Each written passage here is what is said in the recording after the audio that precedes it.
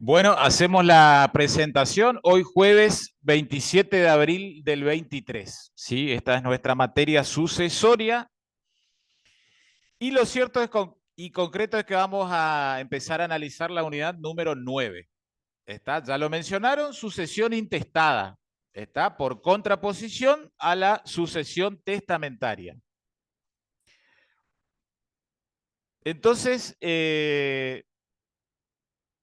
esto viene a referir, aparte de lo que ustedes comenzaron a ver en la unidad 1 con la doctora Palacios. Ahí, digamos, a manera de anticipo, y luego lo vimos en detalle conmigo en la bolilla 2, hablamos de la vocación hereditaria o sucesoria, ese llamamiento que precisamente atrae a un determinado elenco de herederos, ¿sí? Para que concurran a una sucesión. Y ese llamamiento en la República Argentina, ¿qué fuentes podía tener? Poniéndolo en limpio, una vez más, por más que esto resulte en redundancia. El llamamiento puede ser de origen como legal, voluntario, y hay un tercer llamamiento que no es aplicable al caso argentino, pero ¿cuál sería? ¿El llamamiento de qué tipo? No hay en la Argentina, pero en el derecho comparado de otros países es testigo de que el mismo existe. ¿Cuál sería la otra fuente de vocación sucesoria? Decíamos legal, voluntario, entonces, ¿eh? No, ese sería voluntario, lo llama en su propio testamento. ¿Cuál sería el otro tipo de sucesión? Porque ahí tenemos los tipos de sucesiones. Sucesiones intestadas, sucesiones testamentaria o sucesión testamentaria. Y habría otro tipo de sucesión que atiende justo al llamamiento. ¿De qué orden o tipo? Contractual. Anoten nomás por la duda, digamos, como para no confundirse, que en la Argentina no hay sucesión contractual. ¿Sí? La sucesión contractual queda configurada principalmente cuando se liberan todas las trabazones, todos los obstáculos, para que en vida del propio causante se empiecen a pactar acuerdos hereditarios. Bueno, no se olviden, por ahí lo habrán visto tanto con José Luis como con Amanda, artículo 1010. ¿Se acuerdan el 1010? 1010, ¿qué prohíbe? Fíjense en sus programitas, o mejor dicho, en sus códigos, ¿qué prohíbe el 1010? Son de ningún valor, ¿qué cosa? Primer párrafo. Eso, que también cómo se los llama. Pacto sobre herencias, ¿cómo? ¿Con qué adjetivo? Futura. Está. Bueno, ahí tenemos el 1010 que, digamos, ya en principio nos cierra el camino a la sucesión contractual. Sin embargo, el segundo párrafo del 1010 comienza a matizar la cuestión. Bueno, ya lo estudiarán oportunamente cómo funcionan esas excepciones al pacto sobre herencia futura. Lo cierto en concreto es que llamamiento sucesorio en Argentina, vocación hereditaria, con el alcance que vimos en las clases, tanto presenciales como esta última grabada que hice, solo va a provenir de la ley o de la voluntad. ¿Sí? Y trayéndolo, digamos, a colación. ¿Qué es la vocación hereditaria? Entonces, repasamos entre todos. ¿Qué es la vocación hereditaria? ¿Qué es tener vocación hereditaria? Justo, ¿qué es? Tener un llamamiento. Pero para tener vocación hereditaria, previamente, ¿qué hay que tener? 2279. ¿Qué hay que tener? Aptitud. Entonces hay que tener ¿qué? Capacidad para heredar. Hay que estar en el listado del 2279. ¿Sí? Y si son personas humanas, entonces básicamente ¿qué hay que estar? Con vida o existente al momento de la muerte del causante. ¿Sí? Después está el caso particular de las FPM o fecundación post-mortem con todo el análisis y profundidad que el caso amerita. Finalmente, si era persona jurídica, ¿cómo debía estar al momento de la muerte del causante? ¿Eh? Constituida Pero también había una excepción para la persona jurídica que no estaba constituida. ¿Cuándo? ¿Para qué especie? ¿Eh? ¿Qué tipo de persona? Únicamente, ahí no hay un abanico de opciones. Eso. Las fundaciones podrán ser constituidas post-mortem en ocasión de la tramitación de la sucesión testamentaria. Bueno, así es entonces que arribamos al contexto de la unidad 9, sucesión intestada, ¿sí? Sucesión sin testamento. Y volvemos a poner de manifiesto algo de lo cual le habrá hablado Amanda en la unidad número 1. Acá no hay opuestos ni exclusiones absolutas. Una persona puede fallecer en parte intestado y en parte testado. ¿Eso ya lo tienen en claro? ¿Les habló la doctora Palacio? Bien, una persona puede fallecer en parte intestado, en parte testado. ¿Alcanzan a comprender con lo que vamos yendo hasta acá? ¿Qué quiere significar eso?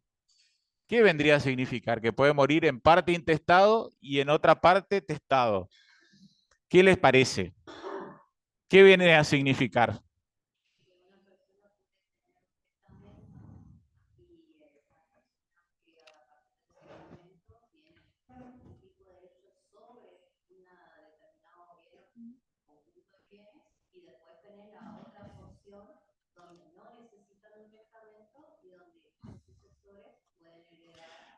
Exactamente, exactamente. Va por allí.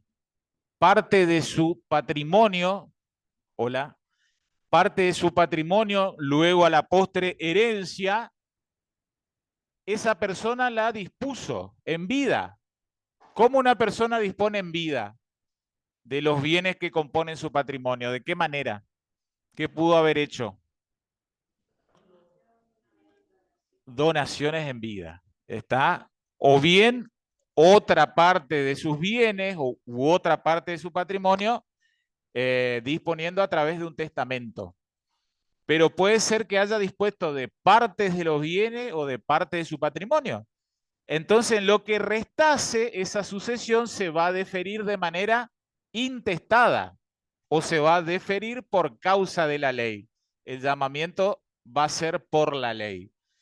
Él llamó para algunos bienes específicos a ciertos beneficiarios. Bueno, por fuera de esos beneficiarios, el código sigue llamando a los legitimados que ya vamos a ver. Es justo la idea de esta unidad 9, definir quiénes son los llamados por la ley en el derecho sucesorio nacional. ¿Está? Anoten que en el derecho romano, ¿sí? Primordialmente el más arcaico y también en la época imperial, no se podía fallecer en parte intestado o en parte testado.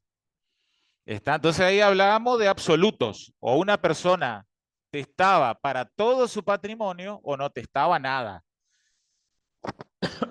Y su sucesión se defería de manera absoluta, o por la ley o por la voluntad del testador. Bueno, anoten ya que tiempos de código velezano, Vélez cambia, digamos, este criterio para el derecho nacional. Ya en notas que establecía el propio Vélez en su Código Civil según Ley 340, aclaraba esto, que la persona podía fallecer en parte testado, en parte intestado. Esa era una primera cuestión por aclarar. Napoleónico también, digamos, es la postura velezana, digamos. Vélez siguió en esto al Código francés. Sí, sí, sí.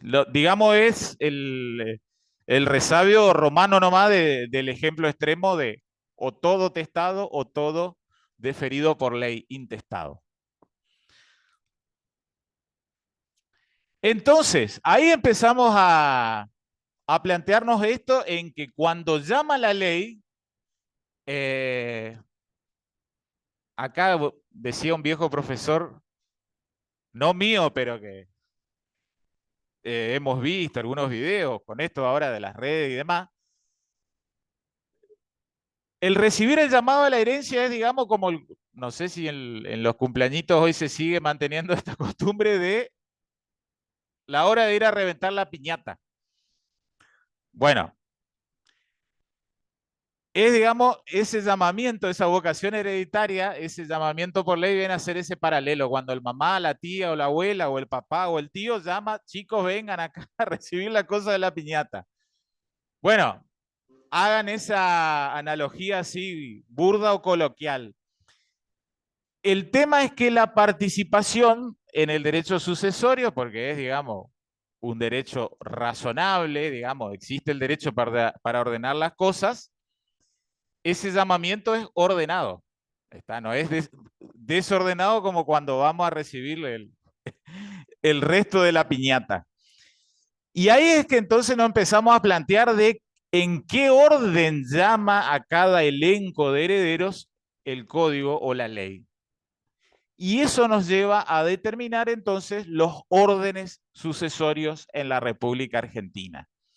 El llamamiento va a ser, digamos, conforme a un orden tipificado, establecido, estructurado.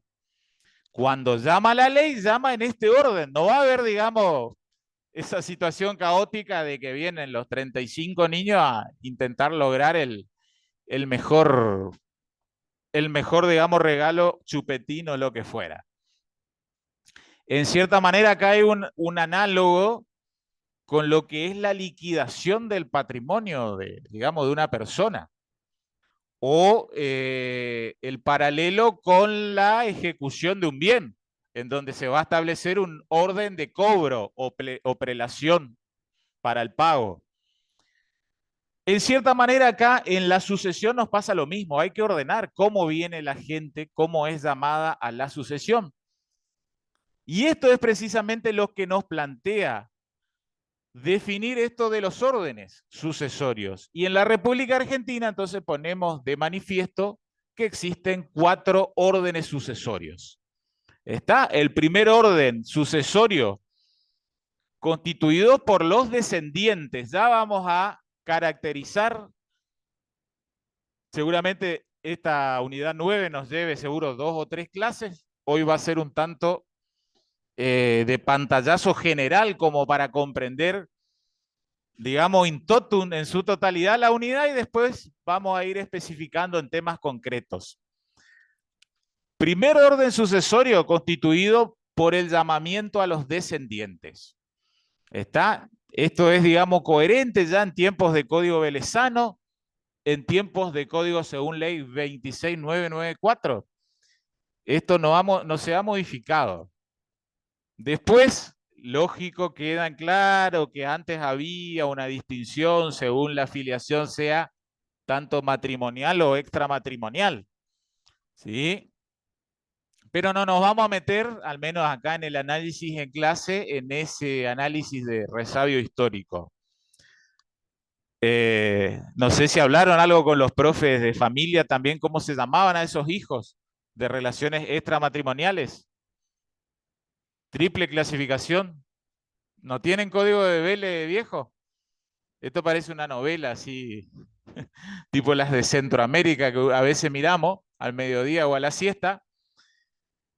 Los hijos de filiación extramatrimonial se clasificaban en adulterinos, sacrílegos y no me acuerdo la tercera, la subdivisión. Después ya no tiene familia, pero la cuestión era que estaban los sacrílegos, adulterinos e incestuosos, porque también podría provenir de relación incestuosa.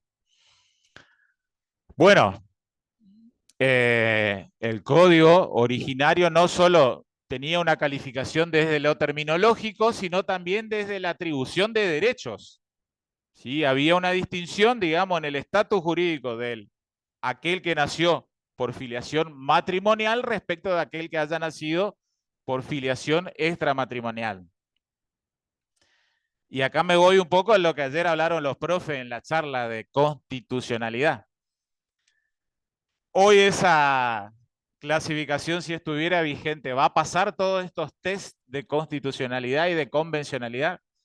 Claramente que no. Entonces ahí advertimos cómo influye esta temática, digamos, de derechos humanos, de bloque de tratados internacionales sobre derechos humanos con jerarquía constitucional, cómo influye el Pacto de San José de Costa Rica para no hacer distinción entre que el descendiente sea de filiación matrimonial o extramatrimonial. Lo habrán estudiado en familia, que inclusive las actas de nacimiento no tienen que especificar desde su tenor escrito si el hijo proviene de una, digamos, ha nacido, digamos, por naturaleza o, digamos, por causa biológica, si ha nacido por técnica de reproducción humana asistida o si es, digamos, hijo por adopción, hijo adoptivo. El acta de nacimiento no tiene que mencionar ello. Yo soy escribano, hago permisos para autorizar el viaje de los menores de edad y para mí yo no leo completamente de inicio a final y nunca te va a decir si es un hijo que ha nacido por alguna de estas causas de la afiliación. Bueno, después vamos a seguir profundizando sobre este primer orden de los descendientes. Segundo orden sucesorio. Después vamos a ver cómo es que se empieza a dar la coexistencia. ¿Sí? La coexistencia de los llamamientos. Anoten que ese es un poco el tema que hace al meollo central de esta cuestión. Ahora estudiamos el orden así en general que ha establecido el Código Civil y Comercial en su versión justo, vigente. El segundo orden de concurrencia es el de los ascendientes. ¿Sí? Y cuando decimos ascendiente hablamos de papá y mamá o abuelo, abuela. Difícilmente llega alguna sucesión ya a bisabuelo o bisabuela. Tercer orden sucesorio, el llamamiento para el cónyuge supérstite. ¿Sí? Hoy en día esto no nos llama la atención, nos parece cosa común, pero anoten que cuando Vélez lo previó ya para su código según ley 340, era novedad. ¿Sí? Así como recién hizo buena la pregunta el compañero, el código francés, ¿cómo trataba esto de en parte intestado, parte testado? Bueno, ahí el código siguió a código Napoleón. Pero cuando Vélez elabora el proyecto de lo que luego sería la ley 340 sancionada y vigente, anoten que el cónyuge a nivel mundial, en los distintos derechos comparados, no tenía un llamamiento asegurado. Entonces, es novedad que don Vélez llame como heredero a suceder al cónyuge supérstite. Pero por sobre todas las cosas, más novedad resulta que lo pone como heredero forzoso, es decir, como heredero legitimario, con heredero con legítima, que iba a tener una parte o porción de la herencia de la cual no iba a poder ser privado. Si ustedes miran las obras de derecho español, ustedes me dirán, bueno, don Vélez, 1870, 1871 que entra en vigencia. En el derecho español, hasta la década del 80 del siglo XX, el cónyuge no era heredero forzoso. ¿Ustedes pueden creer eso? ¿Les cierran la cabeza que un país tan avanzado como España no consagraba al cónyuge como heredero forzoso? Allá por el año 81-82 hubo una ley que modificó el Código Civil español y le dio ese estatus. Les digo que esta cuestión es no menor, inclusive, por si alguna vez miran alguna serie española de la década del 50, del 60. Y cómo obviamente la mujer iba a tener un papel mucho más relegado.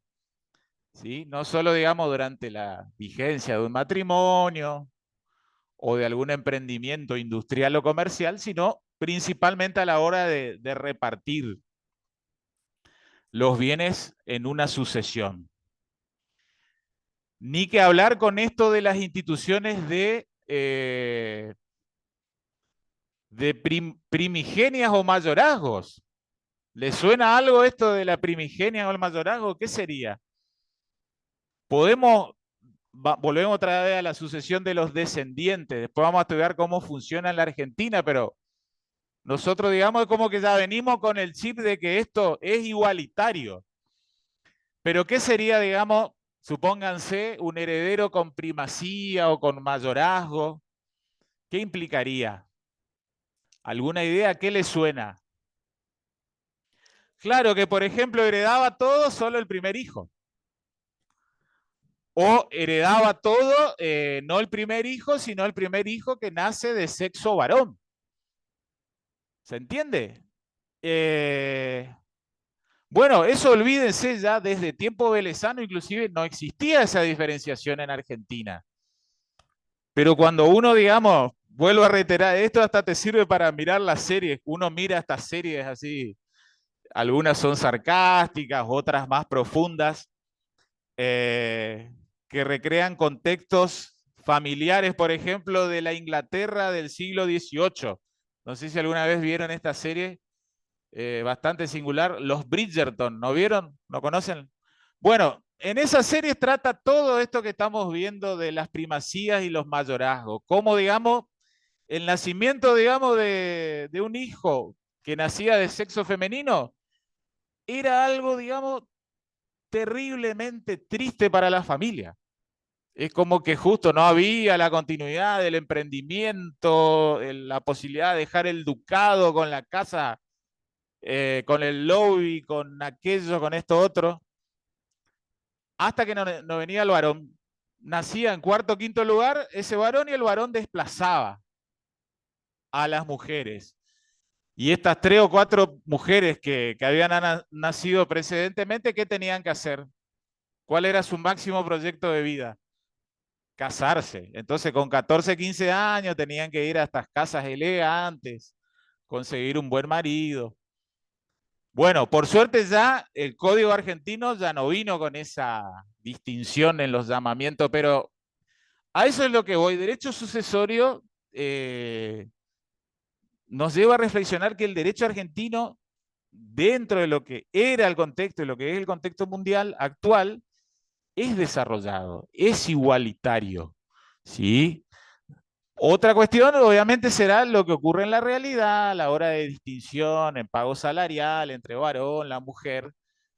Pero Don Vélez ya tuvo una concepción de, en materia sucesoria, de equivalencia, de igualdad entre varón y la mujer. Quizás por ahí no podemos decir que era un defecto, un talón de Aquiles, pero no se animó en materia de capacidad de la mujer, ¿no es cierto? Porque ¿qué tenía la mujer? ¿Qué adolecía la mujer? De incapacidad. Y eso inclusive llevaba a que se empiece a hablar, lo habrán hablado en familia en su momento, y Vélez así lo reguló, de los bienes dotales. ¿Qué era la dote o los bienes dotales? La familia de la esposa al marido como para que la mantenga la mujer durante 40, 50 años. Y eso es lo que ustedes ven en esta serie, como los Bridgerton y demás, como a veces esa dote hasta salvaba la economía de la familia del varón. Bueno, nosotros por suerte, el Código de Vélez nació así, ¿eh? Ojo que era así. Eso fue hasta 1923, 1926, 1927, que empiezan a ver la consagración de leyes que paulatinamente empezaron a consagrar la capacidad de la mujer. Pero en materia de derecho sucesorio no había esta cruel distinción. Bueno, tercer orden, vuelvo a reiterar, por impulso de Don Vélez, novedad en el derecho privado mundial de aquella época, la mujer tiene llamamiento y tiene llamamiento forzoso. Traigo a colación esto también de la novedad y demás porque después vamos a discutir bastante. Siempre me gusta hablar esto como profe de... Ahora me toca cubrir las veces de profe de sucesiones, pero todos los años me pongo el ropaje de profe de reales o de notariado. Y ahí vamos a empezar a hablar de los posibles derechos hereditarios de los convivientes en la Argentina. Vamos a ver el estado de situación actual, el estado de situación en países vecinos, y vamos a ver ahí un poquito cómo está tratada esta cuestión. ¿Sí? Como para entender que por ahí el derecho que tenemos está bueno, como yo le decía, bastante en un contexto de igualdad, pero puede ser mejorado, ¿sí? Atendiendo a las nuevas formas de familia. Vamos al llamamiento en cuarto orden, el cuarto orden de llamamiento sucesorio. ¿Sí? Es el llamamiento de los colaterales únicamente hasta el cuarto grado. Si leen la obra de Magín, cualquiera de sus libritos, él siempre le gusta tratar con detalle el llamamiento de los colaterales y siempre él pone de manifiesto que la tendencia a nivel mundial es suprimir la línea colateral. Entonces anoten por ahí como novedad de que el derecho sucesorio a nivel mundial está tendiendo a eliminar el llamamiento colateral. ¿Sí? Porque lo dice Magín en sus obras. Vamos a ir un poco el hito del compañero. Código Napoleón. Código de Napoleón tenía un llamamiento a los colaterales. Y anoten hasta el 12º grado. O sea, la flauta que te heredaba el Juan de los Palotes que vos no lo viste en toda tu vida. ¿Sí? Porque hoy llegamos hasta tío y después vamos a ver cuáles son las líneas, a su vez, las sublíneas dentro del llamamiento colateral. Pero el derecho propuesto por Napoleón buscaba, por el Código Napoleón, buscaba que siempre haya sucesible.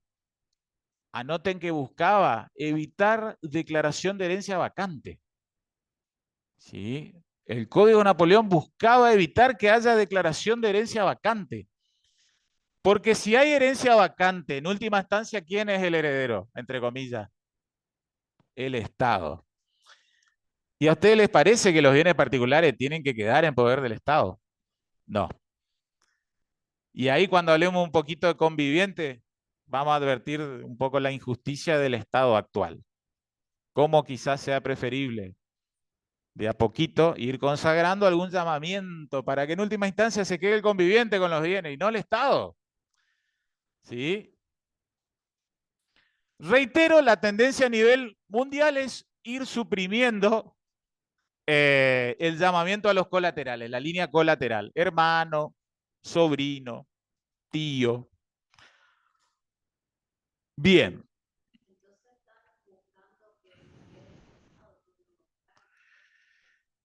Y bueno, ahí depende un poco el ropaje que... Exactamente. Esto es algo también que la verdad que no tenemos tiempo de hablar, eh, porque es como que venimos a clase y vamos dando clase a mansalva, ven que no nos calza la hora inclusive, pero ustedes se plantean un derecho sucesorio, y de hecho lo hay, sí, pero en Cuba. ¿Cuba tiene derecho sucesorio? ¿Qué les parece? Tiene, sí. Tiene, pero eventualmente el patrimonio, la herencia, ¿qué suele limitarse? A un inmueble y un automotor. Ahí está. Porque por fuera de ello, ¿qué pasa? Propiedad colectiva de los bienes. Sistema comunista, sistema socialista. Yo entiendo que Argentina obviamente tiene una constitución liberal, abierta, promueve propiedad privada, entonces son estándares propios del derecho argentino que nunca nos va a llevar a eso, ¿no es cierto? Más allá de la carga impositiva que aumente. También es una cuestión a considerar. De hecho, cuando uno asiste por ahí a los cursos y jornadas de posgrado, presencial o virtual, hay veces que vienen unos cubanos. Les recomiendo que escuchen al profesor Gallardo. A los hinchas de Boca le va a dar un poco de dolor de panza, pero un gran catedrático a nivel de derecho sucesorio cubano, el doctor Gallardo.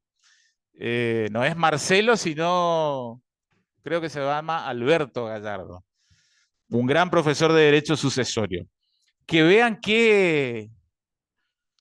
qué patente que es esto de estar insertado o no en el mundo. Yo cursé hace 2 años en plena pandemia, un curso virtual que se hacía vía UNL, y el profesor Gallardo tenía que conectarse a la sesión vía Zoom. Y les cuento, en Cuba no se permite que exista la plataforma Zoom.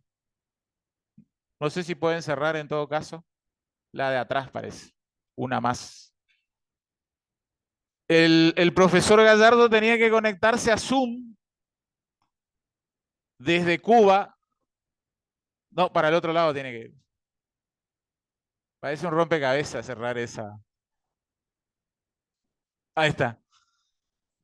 Les contaba, el profesor Gallardo tenía que conectarse a Zoom desde Cuba, estaba en La Habana y no podía, porque es como que tenía bloqueada la aplicación en Cuba de Zoom. Entonces tuvo que conectarse por medio de una subaplicación a un colega de Miami y el colega de Miami lo retransmitía al cuadrito que le veíamos en el Zoom. Bueno, vean que es singular cuando uno hasta puede estar, digamos, viviendo, desarrollando su actividad en países de ese estilo. Bueno, no nos vayamos de tema, vamos a ir metiéndonos de a poquito en el análisis particular de cada llamamiento. ¿Sí? Ya saben entonces que se llama a la sucesión de una persona, a los descendientes, a los ascendientes, al cónyuge supérstite y a los colaterales. Pero no se los llama a todos a la vez, ¿sí? Aunque podríamos, vean, no sé si llegaron a ver, yo ayer recién lo subí, pero ven que en ese video hemos distinguido, el último video, algo lo hablamos en clases anteriores, que una cosa es la vocación y otra la delación. ¿Por dónde viene la diferencia? ¿Se acuerdan? Tener capacidad para heredar implica ¿qué? Que uno está en qué listado, de qué artículo. 2279, o sea, uno es persona humana existente o persona jurídica constituida. Bueno, eso es tener capacidad para heredar. Aptitud, no se olviden, para ser sucesible. Otra cosa distinta es tener vocación. ¿Qué es tener vocación? Tener un llamamiento, ¿sí? Un llamamiento genérico a una sucesión. Supongan, cuando fallezcan, Dios quiera que sea lo más adelante posible, alguno de sus padres o ambos, ustedes van a tener llamamiento sucesorio a la sucesión de ellos. Van a tener vocación hereditaria.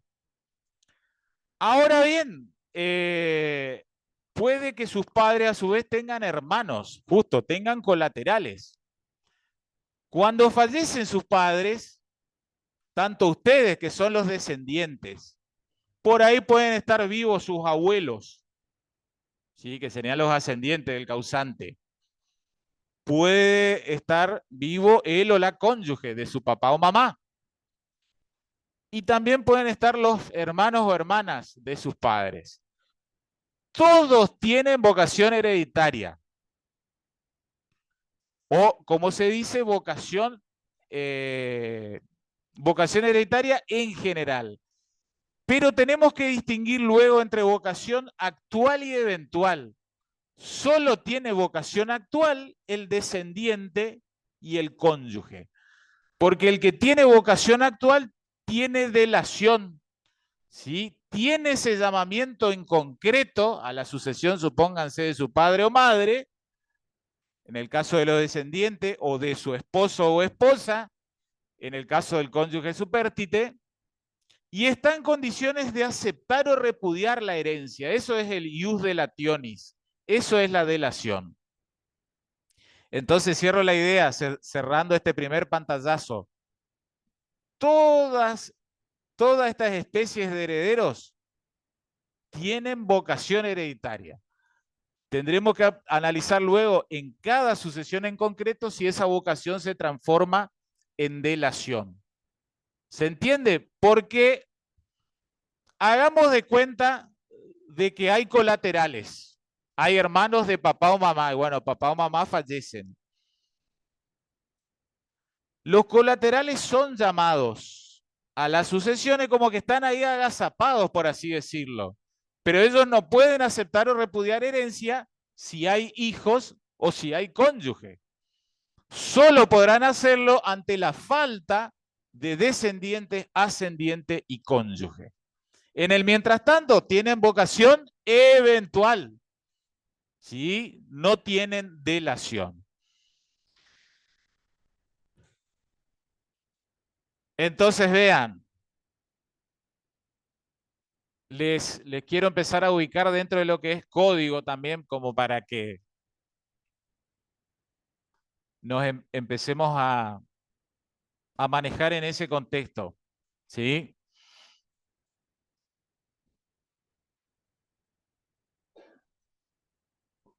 Porque esto está tipificado en no más de 10, 15 artículos en el Código Civil, ¿sí? Lo que vamos a ver ahora.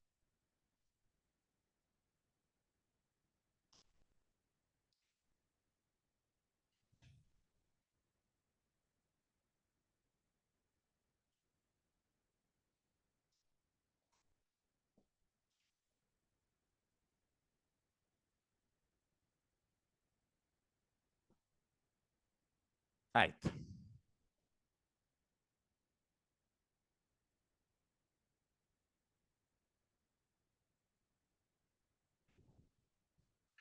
Aquí, pero vamos al otro.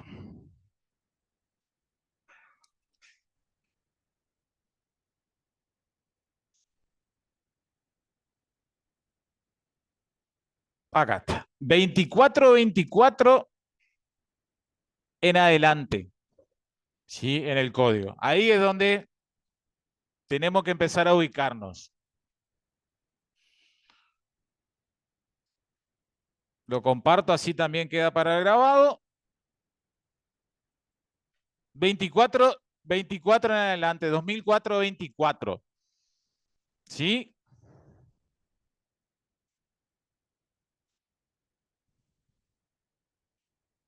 Ven ahí que primero hay unas disposiciones generales aplicables a toda la sucesión intestada. ¿Sí?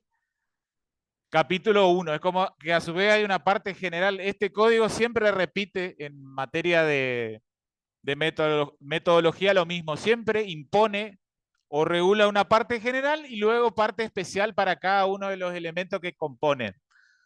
Lo hizo con el mismo libro primero, hizo lo mismo metodológicamente en el libro de reales, se acordarán cuando estudiamos reales, y acá hace lo mismo en materia de sucesión intestada. Primero, unas disposiciones generales y luego vean, que es el capítulo 1, en el capítulo 2, sucesión de los descendientes, ¿sí? En el capítulo 3, sucesión de los ascendientes. En el capítulo 4, sucesión del cónyuge, supérstite, tendríamos que adicionar esa adjetivación. Y por último, sucesión de los colaterales. Está justo ahí vimos los cuatro llamamientos, digamos, los órdenes sucesorios. Descendiente, ascendiente, cónyuge, colaterales. Y luego está ahí agazapado, como ustedes decían.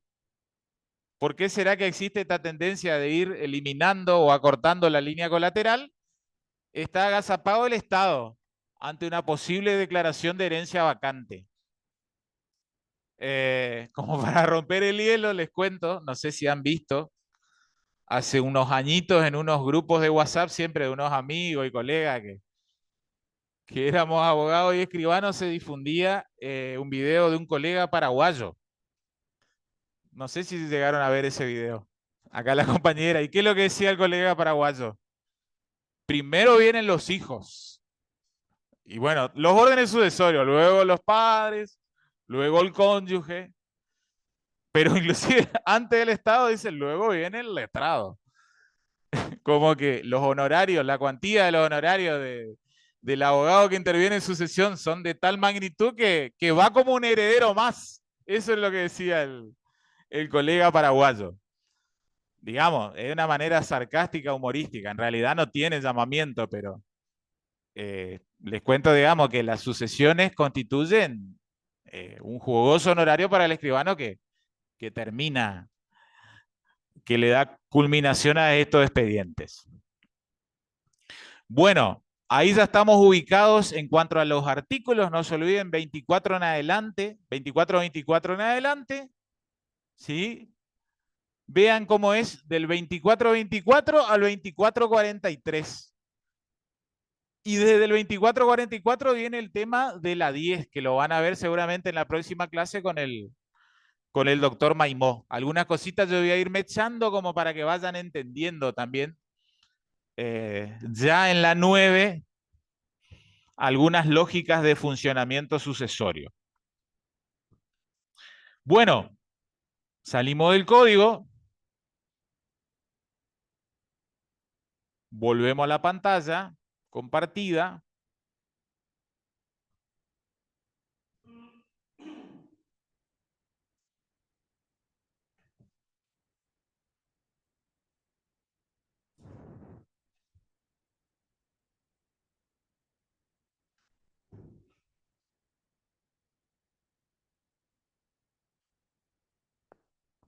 Y vamos a empezar a calificar el estatus de los descendientes.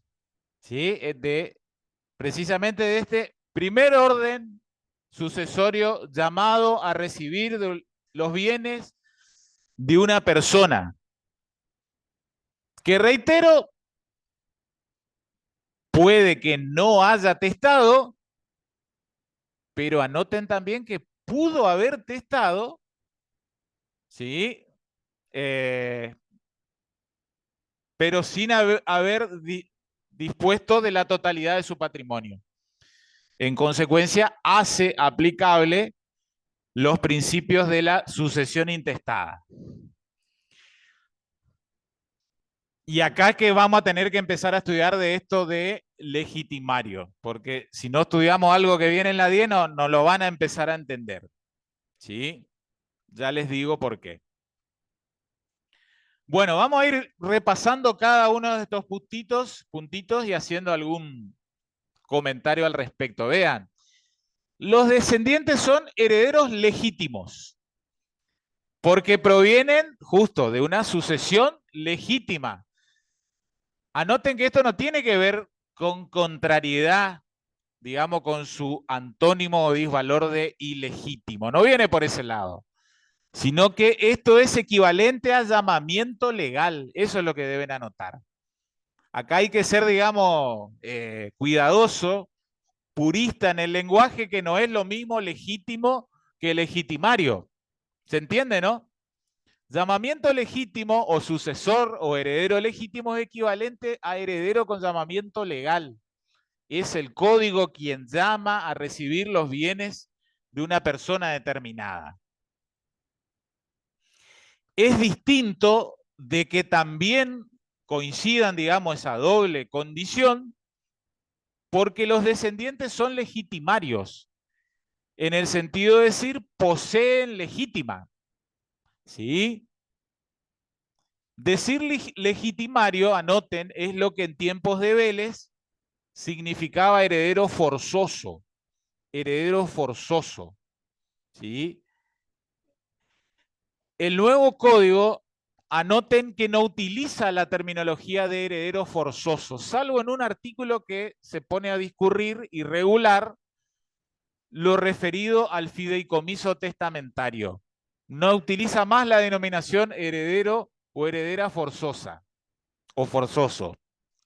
Siempre utiliza este rótulo de calificación, esta adjetivación de legitimario, legitimaria, como equivalente a que posee legítima. Y acá anticipamos un concepto de la unidad 10. ¿Qué es la legítima? Aquella parte o porción de la herencia de la cual cierto elenco de herederos no pueden ser privados. Ese es el concepto actual. Reitero, legítima es parte o porción de la herencia de la cual cierto elenco de herederos no puede ser privado. ¿Por qué? Porque poseen cuotas de legítima. ¿Sí? Cuotas de legítima que las podemos, digamos, de escribir en porcentual o en quebrados o fracciones. Es lo que siempre mencionamos como las porciones de pizza o de pastel. ¿Sí? Vean, acá voy a hacer auxilio de un material que utilizo en escribanía. ¿Sí? Al que tenga la beta notarial sepa que eh, tiene que manejar, digamos, al dedillo el derecho sucesorio para ejercer el notariado.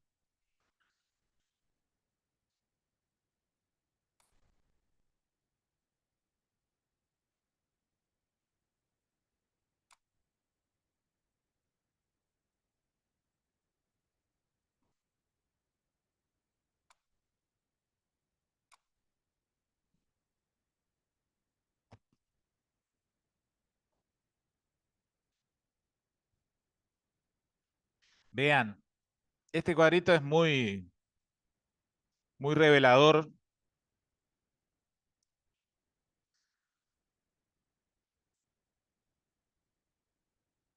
Una imagen vale más que 10.000 palabras, me animo a hacer ese parafraseo. Yo soy muy de la imagen al menos, no sé qué les pasa a ustedes, si son más de los textos o de imágenes.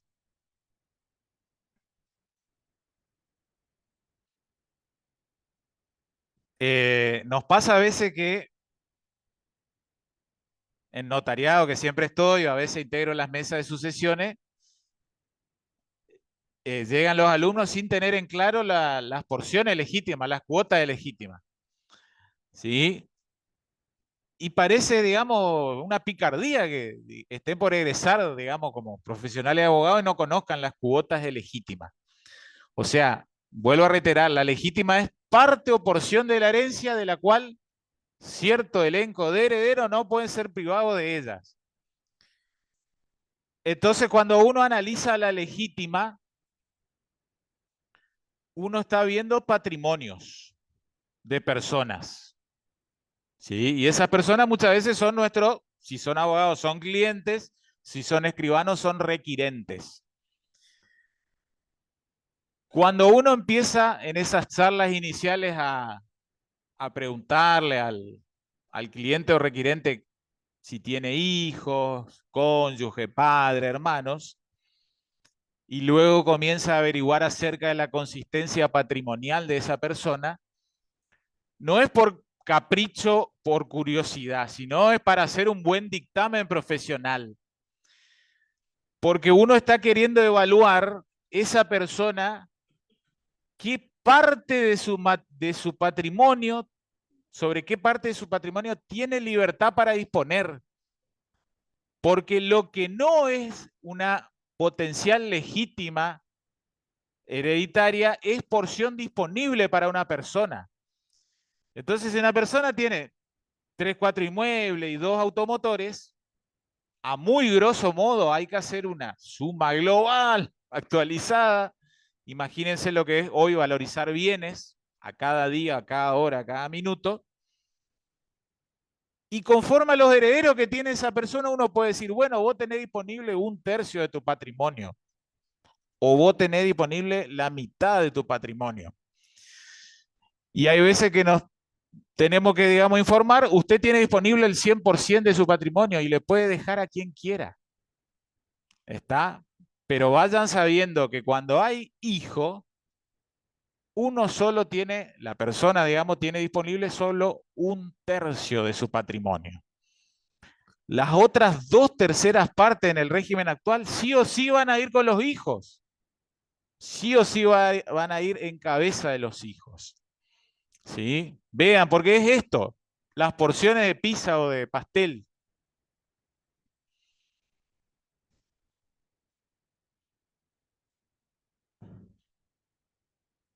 Acá estamos entremezclando un poco sucesión intestada con legítima, pero ya lo hacemos, digamos, para que les cale más hondo. Vean, esto es lo que estábamos hablando, ¿no? Llamamiento legítimo como equivalente a llamamiento legal. Llama a la ley a recibir. ¿A quiénes? descendiente, ascendiente y cónyuge. ¿Sí? Cónyuge en singular, lógicamente no en pluralidad. Son los legitimarios a su vez, ahí hacemos otra llavecita, ¿sí? O considerados forzosos según el lenguaje velezano. Después nos metemos en las clases de herederos según el testamento. No nos interesa ahora. Pero así arribamos a las porciones de Pisa. ¿Sí? Hagan de cuenta que esos redondos son patrimonios de las personas. ¿Sí? Y ahí están, es digamos, hablar de legítima y de porción disponible, es hablar de dos caras de una misma moneda. Esa moneda es la integridad, la unidad del patrimonio de cada persona. Y esto es lo que yo les decía, lo que es verde es legítima, lo que es blanco es porción disponible. Si una persona tiene ese elenco de herederos descendientes, 2/3 partes de su patrimonio es porción indisponible, es legítima para los hijos. Le quedará disponible 1/3 en blanco. ¿Para qué? ¿Qué puede hacer? Y bueno, podrá hacer donaciones a un buen amigo, una buena amiga, un amante o a UNICEF. O también, si quiere, puede mejorar las porciones hereditarias de sus propios descendientes. También podrá hacerlo, pero tiene libertad de decisión sobre 1/3. Puede que una persona entonces próxima a su muerte eh, no tenga hijos, no tiene esposa, pero tiene padres. Bueno, segundo redondel. Estamos hablando de la versión actual. Esto era viejo código. En la versión actual, entonces, sus padres tienen legítima de 1/2 o la mitad del patrimonio. Por ende, le queda disponible la otra mitad en carácter de porción disponible. Puede que esa persona no tenga hijos ni ascendientes, pero tiene esposa. Ocurre lo mismo que cuando tiene padre. 50% de su patrimonio deberá ir a parar en cabeza de su cónyuge. Después vamos a ver que en materia de la sucesión del cónyuge, después hay que empezar a diferenciar si es bien propio o bien ganancial. ¿Se acuerdan algo de eso en la materia de familias? Bueno, simple anticipo. Esto es lo que se va a venir en la bolilla 10, ¿sí? Pero nos sirve para entender lo que poníamos de manifiesto en este cuadrito.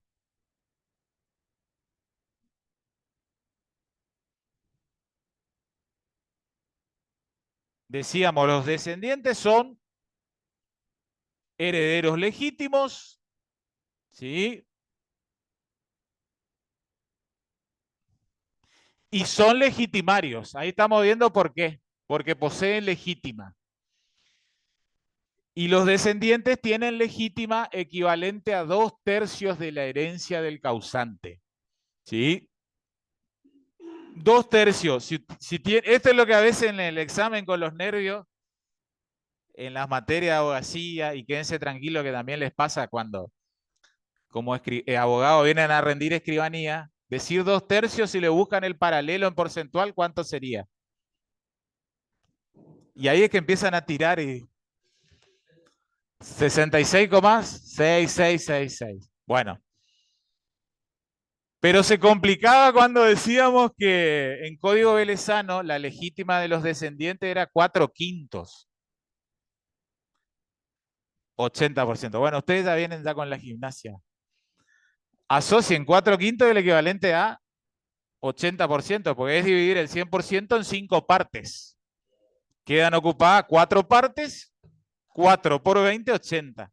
Allá, y acá las compañeras son rápidos para los porcentuales o números. Pero bueno, en el examen muchas veces no pasa o sucede esto. Vean, decíamos, el llamamiento del descendiente es un llamamiento de primer orden, constituyen el primer orden sucesorio.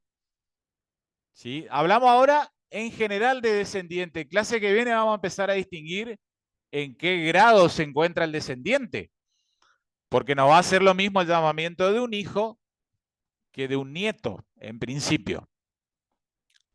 Por ahora hacemos un análisis general. El llamamiento de los descendientes hace que se excluya a los ascendientes y a los colaterales. ¿Se entiende? Entonces, si hay hijos, los hijos anoten desplazan a los padres de ese causante y a los colaterales. ¿Está? Vayan advirtiendo que los hijos o eventualmente los nietos, después vamos a ver cómo concurren en todo caso, poseen un llamamiento concurrente con el cónyuge, supérstite. ¿Está? Concurre, anótenlo, a la vez. Eso significa concurrencia. ¿Está? Es llamamiento simultáneo, llamamiento coetáneo, llamamiento a la vez. Ambos deben venir a la sucesión a recibir, los hijos y el o la cónyuge supérstite. ¿Está? Sin embargo, el descendiente, porque tiene un llamamiento de tipo u orden preferente, llamamiento preferente, excluye a los ascendientes y a los colaterales. ¿Sí?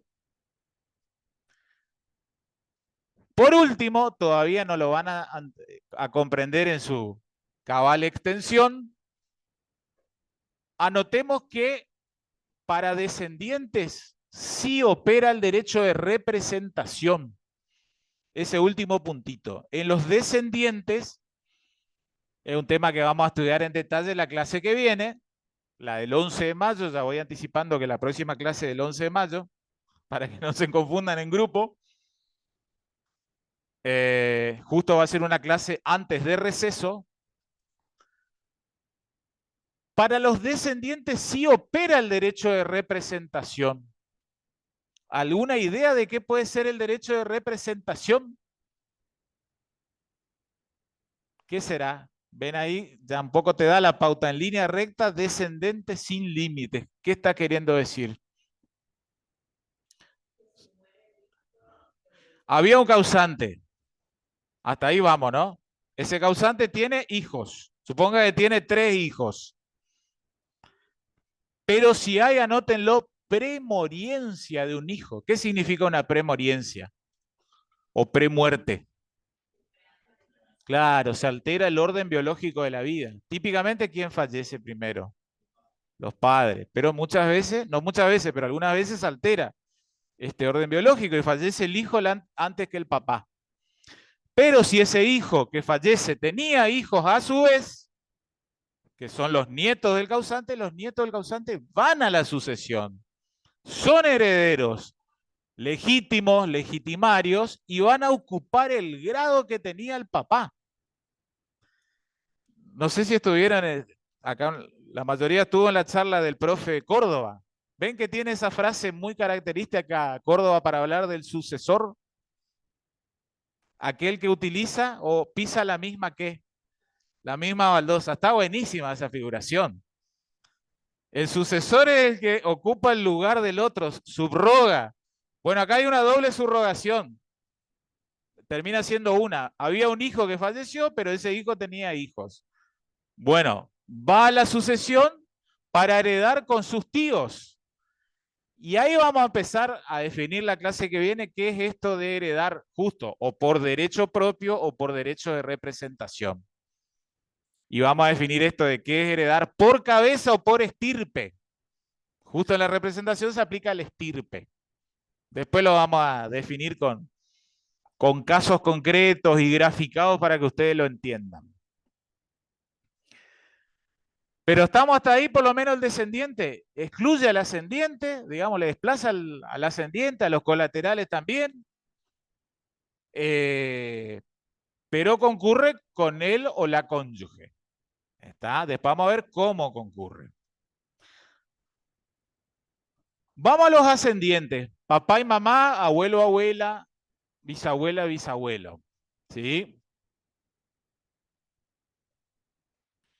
Son herederos legítimos. ¿Por qué son herederos legítimos? Porque tienen llamamiento legal. les llama al código a recibir los bienes. Son legitimarios, ¿por qué? Porque poseen legítima. Recién vimos los pedazos de la torta o pastel. ¿Qué legítima tenían cuando hay ascendiente? ¿Qué legítima tenían? Un medio, la mitad de la torta. Ven que el redondito era medio verde, medio blanco. Lo que es verde es legítima, lo que es blanco es porción disponible. ¿Sí? Vean, qué singular el ascendiente, ¿sí? Porque excluye al colateral. Hay familias en las cuales hay mayor afinidad, mayor afecto por ahí con los hermanos que con los padres, ¿no? Las hay. Acá hay una cuestión que por ahí yo no la mencioné. Todos estos órdenes son supuestos. Presupuesto, digamos, de manera legal. No importa que haya o no afecto con el ascendiente, con el descendiente, van a heredar. Salvo que hayan atentado contra la vida del causante y demás, y ahí promuevan lo que estudiamos en la 2, algún proceso de declaración judicial de indignidad. Pero estos llamamientos de más allá de si vos tuviste esos últimos 3 veces con papá y mamá, ven que son las típicas discusiones que nos pasan como hermanos, tenemos como hermano, como primo, con el abuelo. ¿Quién cierra la casa del abuelo una vez que el abuelo se va? Ese momento tan duro y cruel. Yo creo que él, más que el velorio, ese es el momento más doloroso en familia que típicamente se transcurre. Bueno, volvamos a lo que nos interesa. Como jurista uno tiene que atraerse, ser objetivo. Uno es el mejor asesor de sucesor ajena, nunca, de sucesión ajena, nunca en la propia. El ascendiente entonces excluye a los colaterales del causante, los colaterales del decuyus.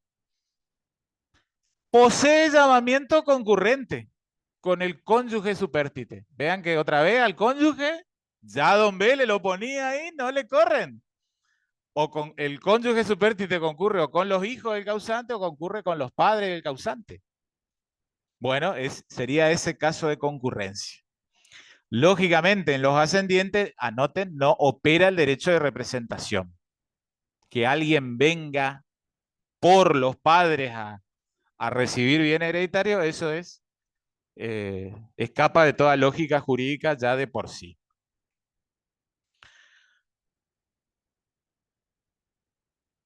Cónyuge supérstite. Vamos a empezar a analizar el estatus jurídico del cónyuge supérstite. ¿Sí? Es heredero legítimo porque lo llama la ley. Es heredero legitimario porque tiene legítima. ¿Cuál era la legítima del cónyuge? La misma que de ascendiente. Entonces, la mitad, un medio. Vean el supérstite. Excluye a los colaterales. Le excluye a los hermanos del causante. Esto por ahí no es una solución seguida por todos los derechos sucesorios, como les decía. Esto no ocurría en España. En España el hermano le ganaba a la cónyuge o el cónyuge. No sé, ¿qué les parece? ¿Que está bien, está mal? ¿Que, que él o la cónyuge desplace a los colaterales? ¿Eh? Depende del caso, por ahí hay algunas cónyuges que excluyen a los colaterales. Conoce hasta todo lo más íntimo del causante, estuvo hasta el último día. Para vos está bien que excluya, pero hay hermanos que se la bancan, ¿eh? ¿Te gustaría una concurrencia de los colaterales a la par que algo reciba el hermano? Ahí está porque hay porción disponible y hay que considerar a los hermanos. Como abogado, como escribano hay que empezar a abrir las cabezas.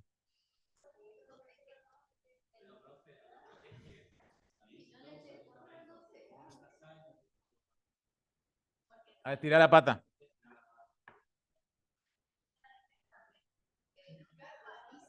¿Se acuerdan que en los 90 había un disco que se llamaba, los 90 digo, no todos nacieron, Cualquiera puede cantar? ¿Se acuerdan que había? Era de Los Decadentes, creo. Bueno, cualquiera puede testar. Hay que empezar a... Esto yo no lo digo como escribano porque van a ver que inclusive que la gente teste no le asegura al escribano mayor trabajo, porque las personas también pueden testar por testamento hológrafo, que no requiere en principio participación notarial. Es, digamos, puño y letra, voluntad del testador expresada en su propio testamento. A esto es lo que yo voy, que cuando vamos estudiando más allá de lo que está consagrado, uno se plantee, está bien, está mal, es injusto. Después ustedes como alumnos, el día del examen, tienen que plantear la solución legal. Pero yo me acuerdo cuando empecé a estudiar sucesión en su momento, las primeras veces me sonaba raro, qué raro que el colateral no sea, ahora lo vamos a ver, el colateral no es forzoso, que no se lo llame a la vez, porque es como que cuando uno llega con 18, 20 años, 22 años, los hermanos muy a la par de fierro, después empiezan a aparecer nueras, yernos, y por ahí cambia, empieza a cambiar este concepto que todos tenemos generalmente en la vida hasta los 25, 30 años de edad. Pero después con 40, 45 otra vez vuelve al concepto que teníamos con 15 años. Bueno, vamos a ir analizando lo del cónyuge. Vean, el cónyuge tiene llamamiento entonces concurrente. Concurre o con los hijos o descendientes o con los ascendientes a la sucesión. Acá reitero, vamos a estar la clase que viene y capaz en alguna clase complementaria me va a tocar explicar para que no quede tan largo luego el receso, esas casi 21 días de no clase en mayo.